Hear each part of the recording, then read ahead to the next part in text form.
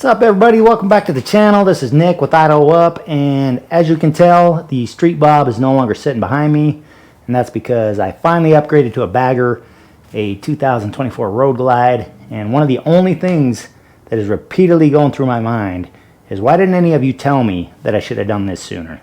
Okay, maybe some of you told me, but that's not the topic of today's video. Today's topic is the #1 thing people first do when they get a brand new motorcycle: exhaust. And I've got to be honest with you, my favorite exhaust I've ever had on a motorcycle, and I've had plenty, was the S&S 2-in-1 on the Street Bob. And that's because it wasn't too loud, it wasn't too quiet, it didn't drone on the freeway. It was just a perfect sounding pipe, in my opinion. I mean, listen to this.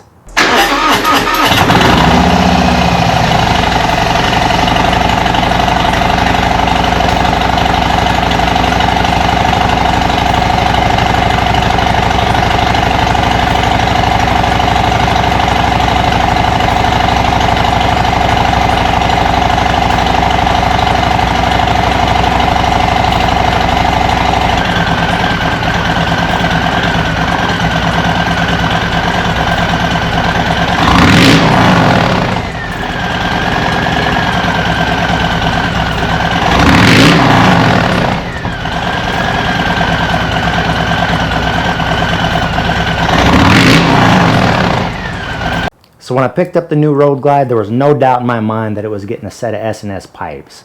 But this time I decided I was going to do some experimenting, so instead of just jumping to a full exhaust system, I decided to start out with just the slip-ons.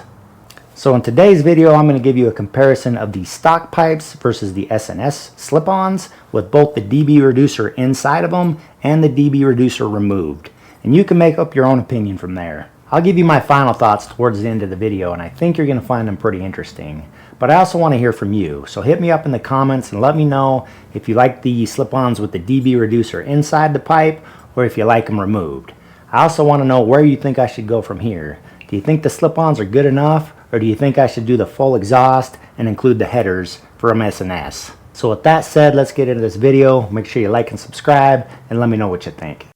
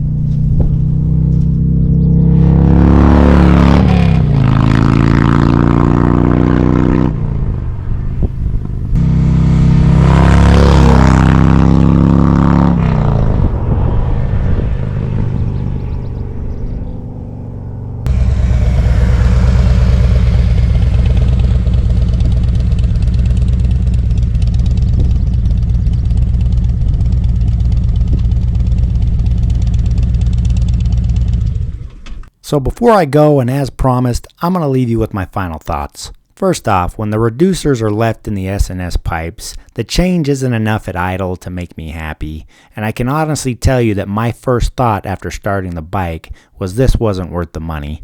Granted, when I took the reducers out of the pipes, I did like the sound at idle better, and I started to get some hope, but there is a problem.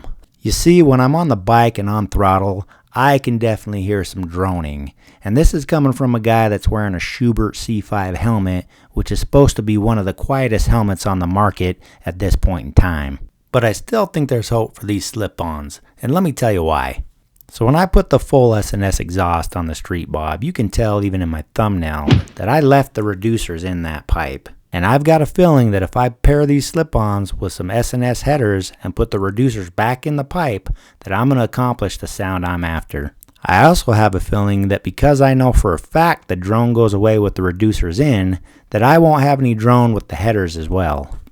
But I guess we're going to find out, because that's where I'm headed. I hope it was helpful, guys, and until next time, this is Nick with Idle Up, and keep up.